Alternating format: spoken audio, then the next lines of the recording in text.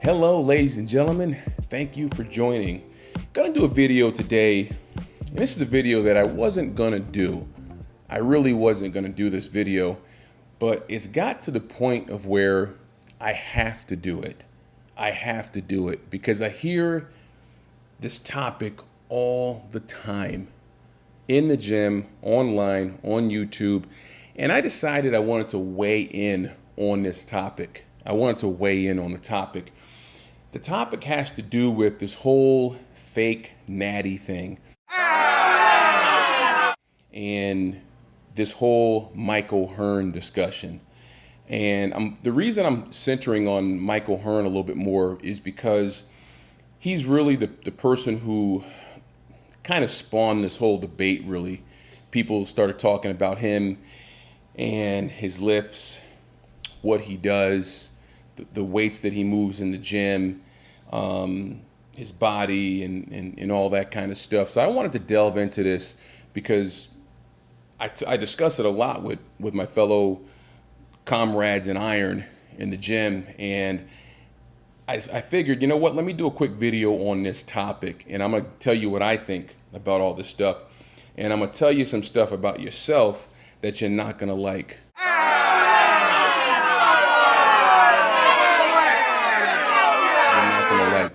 So if you're soft and you don't want to hear the truth about yourself, turn the video off right now. So first things first, I want to delve into this because this whole fake natty argument and everything it's kind of perplexing to me because a lot of the people that I see that are arguing these points and the people who I see that are calling somebody a fake natural or mentioning enhancement all the time, it's ironic to me because most of these people, number one, aren't that strong themselves. Number two, don't work out that hard. Number three, their nutrition stinks. They're not even doing the basics themselves. They're not even working as hard as they can. And they're worried about what somebody else is doing. Okay, so that's number one. Number two, one of the biggest lies we've all been told since the beginning is that all men are created equal. All men were created equal. Well, let me tell you something right now. All men are not created equal. They're not. There, I said it. All men are not created equal. Some people are a little bit smarter than the next guy. Some people are a little bit taller. I'm 6'4". There's a guy over there who's maybe 5'3". We weren't created equal. I'm taller. I have better genetics for height. Some people have more fast twitch muscle fiber. Some people have better connective tissue. It's just that simple. There's no denying that. You know, when I was in junior high, there were some people in my junior high school that were benching a lot of weight for a junior high kid. There are kids in junior high hitting up 2 plates in the weight room. For a junior high kid, 225 is a lot of weight. They weren't using steroids in junior high. I know they weren't. They just happened to be strong kids. And there was only maybe 1 or 2 of them who were that strong, and everybody else was average. But the bottom line is there are some people that are above average. There are some people that are above average. And that's just a hard pill for most of you guys to swallow, is that there are people that are just better than you at some things. And that stinks. I know it stinks. And I know you don't like it, but that's how it is. I dunked the basketball when I was in junior high. I think I was in 7th grade, and it was gym class. And the gym teacher said, "Hey, can you dunk the ball?" And I told her, I said, I don't know if I can dunk or not. She said, "Well, you know what? Here's a volleyball. Go over there and see if you can dunk." So I ran over and I dunked the ball. That's junior high. I didn't do any plyometrics. I didn't do any box jumping. I didn't do any squatting. I mean, we didn't even have that stuff then. We didn't know about any of that. But here I am, 40-something years old, and I can still dunk a basketball once I'm warmed up and all the stars are aligned just right. But I can still flush a basketball at my age. Not a lot of people can do that. Not a lot of people can even think about doing that. So that's partly genetic. It's partly has something to do with the mental side. The fact that I believe I can do it, that's like 80% of anything. And so by you looking at somebody like a Michael Hearn and saying, whoa, this guy's on something, he's not natural. So you're pretty much saying that you can't reach that. You've cut yourself out of anything great because you're saying he did something off the books to get there. Why don't you put the energy and time into your workouts, into your nutrition, into your recovery, into your lifting? Why don't you go online and download a Bill Starr's 5x5 program? Watch a Dave Tate video on how to bench press or something. I see these guys all the time. They'll talk about, well, this guy over here is a fake natty. And then I watch them bench, and they don't even know how to use a bench press. And you're worried about a drug somebody's using? Never mind bench press, they can't even curl right. I stand back and watch. I observe all day long. You can't bench, you can't even curl. You can't even do the most basic exercise, the tricep push down correctly. And you're talking about somebody doing drugs? And then I don't even want to get into the nutrition. I can't believe the stuff I hear. I can't believe it. I can't believe the stuff I hear in the gym. They're talking about all sorts of crazy stuff. I'm drinking protein powders and I got this powder, that powder, this pre-workout, and I'm mixing this with this. What about the food? What are you eating? You guys aren't even eating correctly, and you're worried about what this guy over here is doing. You don't have anything dialed in on your own, and you're worried about what this guy over here is doing. How much he's deadlifting, how much he's bench pressing. And like I said, here's the part that you're not going to like. There are some people that are stronger than you are. There are some people who got blessed with some gifts. Like I told you, dunking the ball in junior high was the exception to the rule. Obviously, I wasn't doing any steroids or anything. There was nothing like that around for me to do. It was just something that I was able to do. You know, and in regards to lifting, I'll try and find some pictures and link them or something of myself. I was a skinny kid, and I had to work really hard to build up over the years. But when you talk about somebody like a Michael Hearn, and I'm only bringing his name up because he's the hot topic. When you talk about somebody like him, you can't compare yourself or criticize somebody that might be the exception to the rule. There are millions of humans on the planet, and there's no way you're going to tell me that there's not one or two or three or four or even a few hundred that are exceptional at what they do. I mean, look at Bruce Lee. There was never another guy like Bruce Lee. Never. There's never been another Bruce Lee. You're gonna attribute what Bruce Lee did to steroids? Usain Bolt? Tiger Woods when he was at his prime? Or any of these athletes that you see that do these extraordinary things? You're saying that they're doing it because of some external thing they're taking? And again, dissect what you're doing. I mean, you're not even drinking enough water, and you're worried about what this guy is doing in his program. You're not even eating enough protein. Most of you guys aren't eating enough protein. A guy like a Michael Hearn, he's probably eating 300, 400 grams of protein a day. You doing that? Are you eating every 2 hours? Are you hydrating properly? Are you prepping your meals?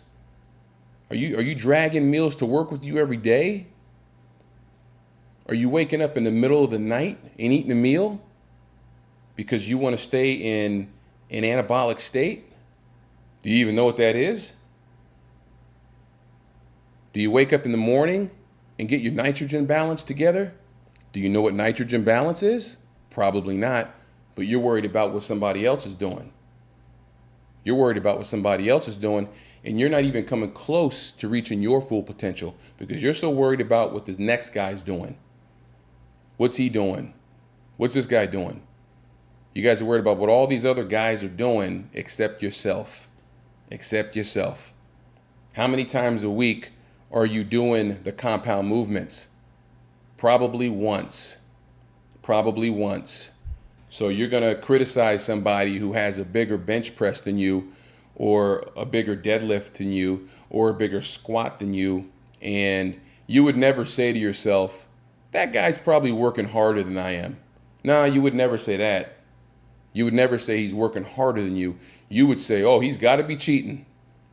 He's got to be cheating if he's better than I am. That's what I hear all the time. I hear it all the time. And you've got to straighten that out, and you've got to reach your full potential. What are you capable of doing? What is it you're capable of doing? How much can you squat? If you worked hard and put your nose to the grinding stone and really worked, could you maybe incline 4 plates? Could you squat 4 plates? Could you deadlift 4 or 5 plates? I would say yeah.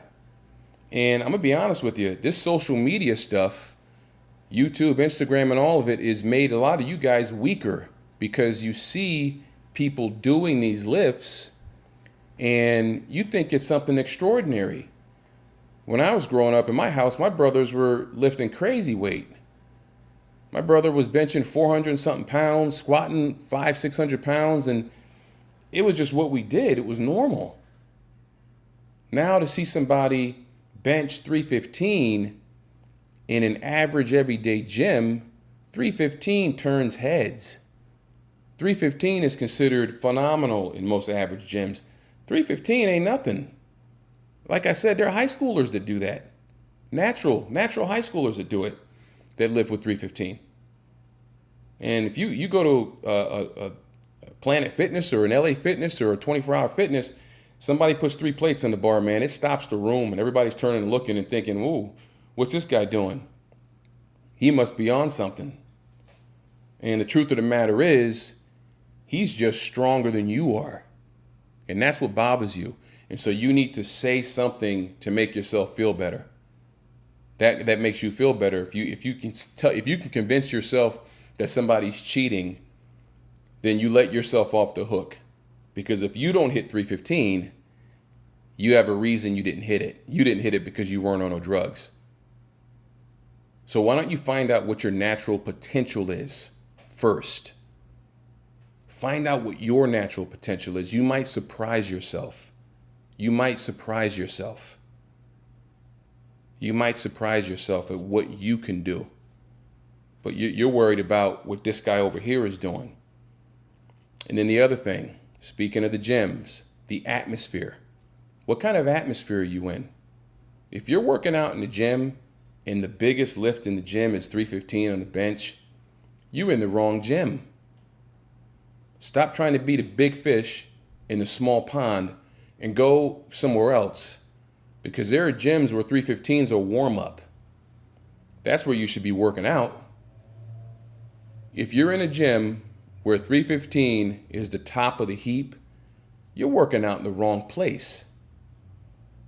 And if you're in a gym where a 315 squat is top of the heap, you're in the wrong gym. You're in the wrong gym. Because those are not extraordinary lifts. Go to a gym where people are banging real weights and you'll see that there are people out there lifting weights that are really big and are natural.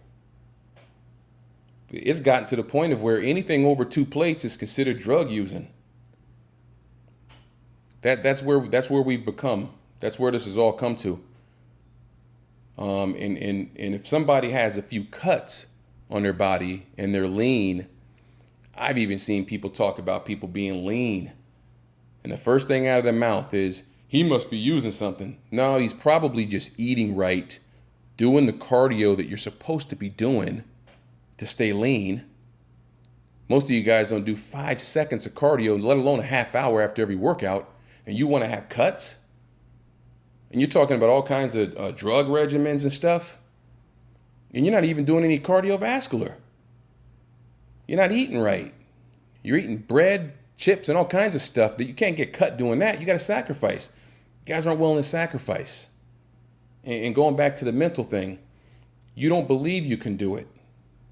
You don't believe you can do it. So therefore, you probably won't get there. So you've given yourself a cap of what you can do naturally, and that's your cap. I've never had a cap on what I could do.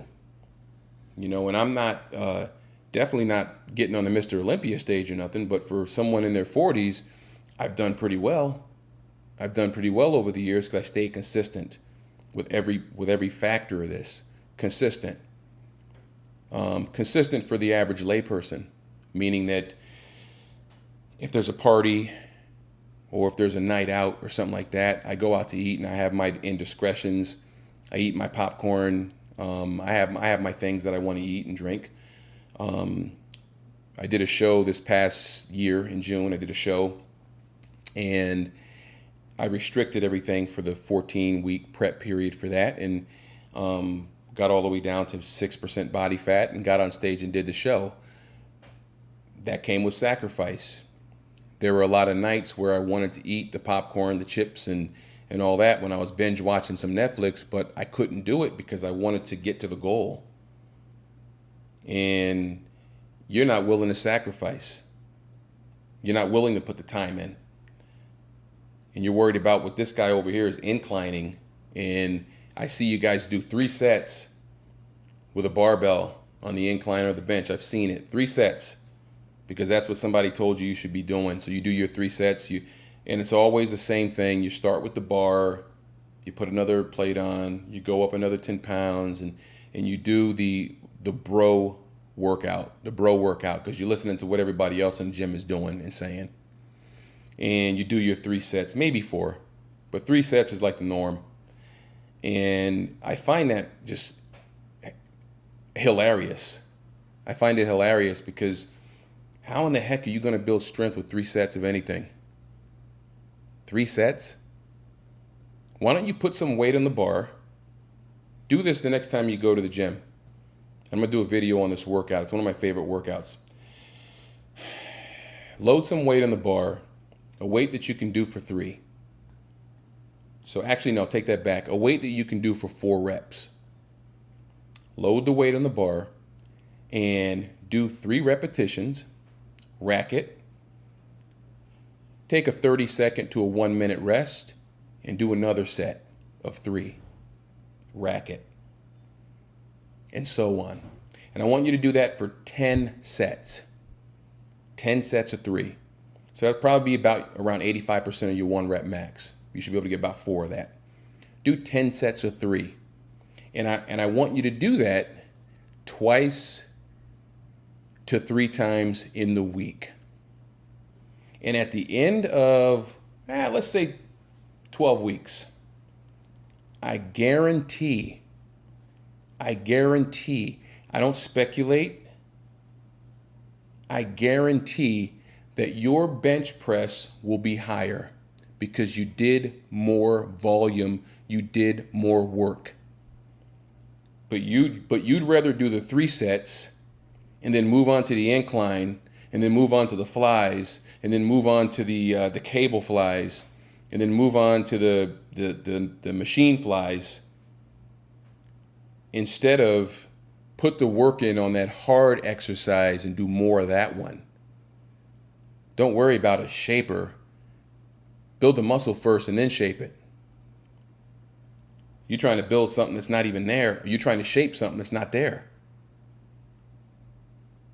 So again, mental attitude. And watch who you're working out with too. Because a lot of these guys will drag you right down. Because they're not accomplishing nothing. So they don't want you to accomplish anything. They're going to say negative stuff to keep you down. And I want to go back to nutrition really quick. I followed Michael Hearn for a little bit now, when I got on YouTube. I started watching his videos. And his nutrition is 100% on par. There are no flaws in it. There's no flaws. It's the same thing every day. It's oatmeal in the morning, some sort of protein after that, with carbs. Everything's weighed out on a scale. Are you doing that? You're weighing your food? Are you weighing your food, and you know how many ounces of water you're drinking every day? I'll answer that for you. You're not. You're not. There's probably maybe 1 out of 100 people that are that meticulous with their diet. I'm not even doing that. I pack my meals every day, and I'm going to prep some food right now, but I don't weigh my food. The only time I'm weighing my food is if I'm doing a contest. But if I weighed it and I was super meticulous, I would probably be at least 5 or 6 times better than I am right now. But I choose not to do that just because I like the laid back lifestyle a little bit better, quite honestly. Go to the beach, have a little food, go out to the movies, go have some dinner. I like to have a normal life. And a guy like a Michael Hearn, he wouldn't have a normal life, and he's fine with not having a normal life. The guy who he did the transformation with, Bryce, they're fine with not having a normal life because they want to be abnormal. They want to be abnormal. You can't do normal things and be abnormal. A normal thing is bench pressing for 3 sets. That's normal. And you'll have normal results. An abnormal thing would be bench pressing with, say, 8 sets, 10 sets, and just staying on that one exercise for the whole hour and grinding it out. Let me ask you a question.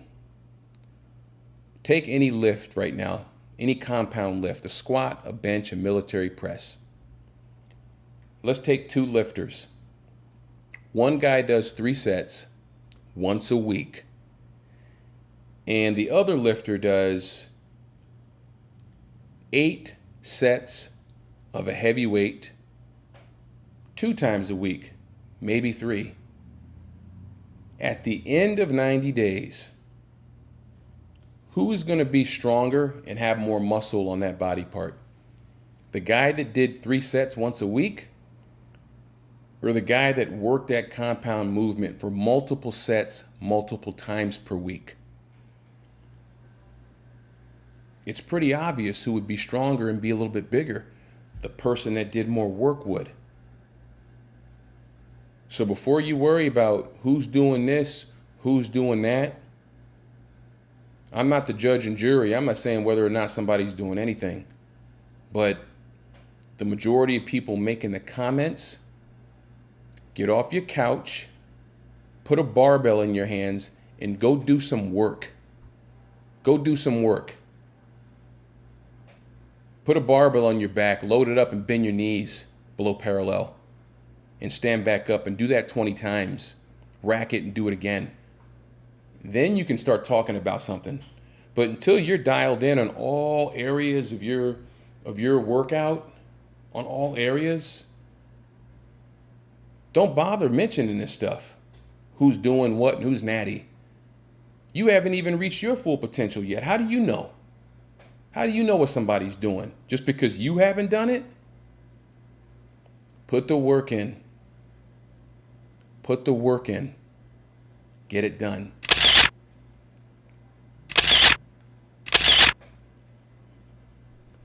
Hope this has been informative. Have a nice day.